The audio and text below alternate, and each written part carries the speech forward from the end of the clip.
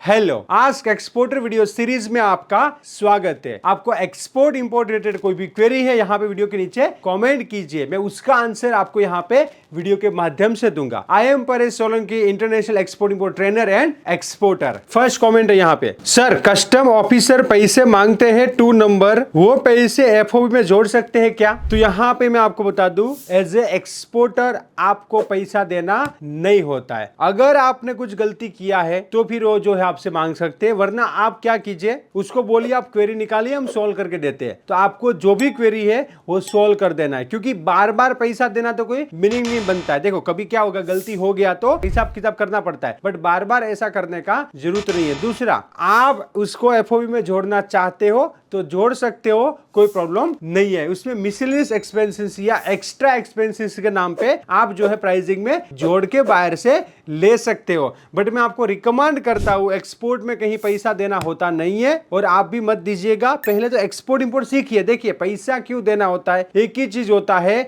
वो है lake of knowledge. तो आप जो है एक्सपोर्ट इंपोर्ट प्रॉपर सीखिए, जो भी कस्टम की रिक्वायरमेंट है उसको फुलफिल कीजिए और एक्सपोर्ट कीजिए। नेक्स्ट कमेंट है, हाउ टू रिसीव पीसीएफसी। अब पीसीएफसी का फुल फॉर्म क्या होता है? Packing credit in foreign currency. मतलब एक्सपोर्ट करने के लिए आप लोन लेना चाहते हो तो फॉरेन करेंसी के अंदर आप लोन ले सकते हो। अब इसमें डॉलर में, यूरो में, पाउंड में आप जो है लोन ले सकते हो। पीसीएफसी अप्लाई करने के लिए आपको नियर बाय आपकी जो भी बैंक है उसमें जाना है एंड बैंक को बोलना है कि मुझे जो है फॉरेन करेंसी में लोन चाहिए। बैंक आपसे रिक्वायर्ड डॉक्यूमेंट मांगेगी, आपके पास रिक्वायर्ड डॉक्यूमेंट रहेगा तो बैंक आपको फॉरेन करेंसी के अंदर लोन दे देगी। अब इसका बेनिफिट क्या है? तो आईएनआर में आप एक्सपोर्ट करने के लिए लोन लेते हो तो आपको यहाँ पे 9% या 10% का इंटरेस्ट रेट देना रहेगा, जबकि आप पीसीएफसी में लोन लेते हो तो लाइक 5% 6% का इंटरेस्ट रेट आपको आएगा, क्योंकि डॉलर में जो है इंटरेस्ट रेट कम है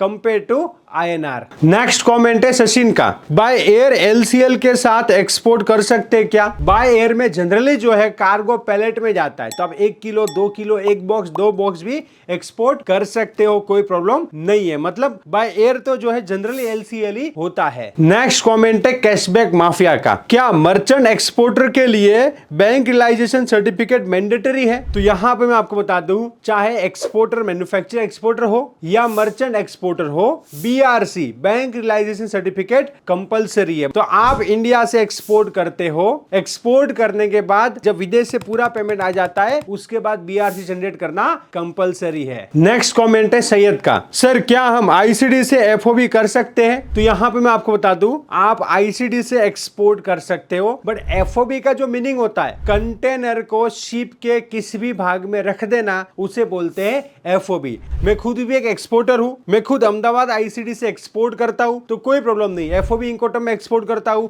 सीआईएफ इंकोटम में एक्सपोर्ट करता हूं, बट हमारा एफओबी तभी होगा जब हमारा कंट्री जो है मुद्रा पोर्ट पे या मुंबई पोर्ट पे शिप में चला जाएगा। तो मतलब आप जो है आईसीडी से भी एफओबी कर सकते हो। उसमें आपको एक बात का ध्यान रखना है, क्योंकि एफओबी इंकोटम में बायर जो है कंटेनर बुक करता है तो उसे बोलना है कि ये पर्टिकुलर आईसीडी से कंट्री बुक करना है, वरना वो क्या होगा कि वो पोर्ट से कंट्री बुक कर देगा। तो फिर आपको फैक्ट्री स्टफिंग करने के लिए या आईसीडी से आपको एक्सपोर्ट करना है तो कंट्री पोर्ट से आपकी फैक्ट्री में लाना पड़ेगा, भर के फिर आईसीडी भेजना है, आईसीडी से वापस पोर्ट जाएगा, तो आपको ट्रांसपोर्टेशन बढ़ जाएगा।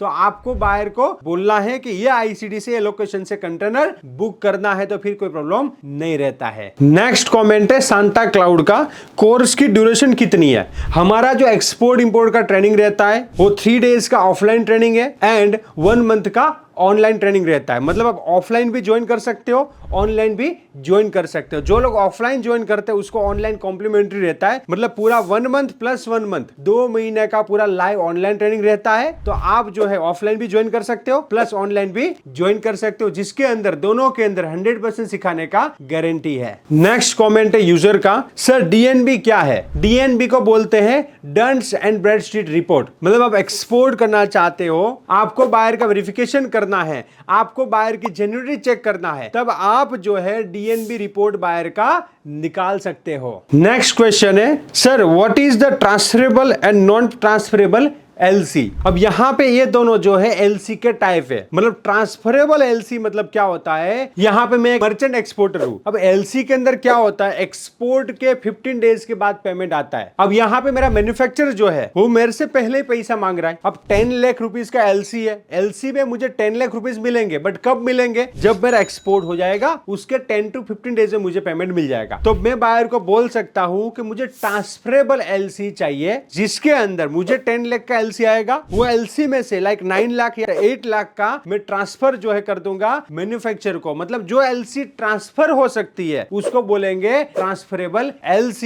पर उसके अंदर एक ध्यान रखना होता है, मैन्युफैक्चरर को भी बायर का नाम पता चल जाता है। एंड नॉन ट्रांसफरेबल LC मतलब LC जो ट्रांसफर नहीं हो सकती। अगर मेरे को LC मिला हुआ है तो वो मेरा ही रहेगा, मैं किसी को ट्रांसफर नहीं कर सकता। और भी एक्सपोर्ट इंपोर्ट रिलेटेड कोई भी क्वेरी है तो यहाँ पे वीडियो के नीचे कमेंट कीजिए। Thank you. क्या आप सक्सेसफुल एक्सपोर्टर बनना चाहते हैं, राइट बिजनेस मेंटर को फाइंड कर रहे हो जो आपको स्टेप बाय स्टेप आपका बिजनेस स्टार्ट करने में हेल्प करे, then join our export import practical training and learn from exporter and international export import trainer mister Paresh Solanki. Training को ज्वाइन करने के लिए हमारी एप्लीकेशन को डाउनलोड कीजिए और visit www.onlineexim.com। For more detail, you can contact us on this number.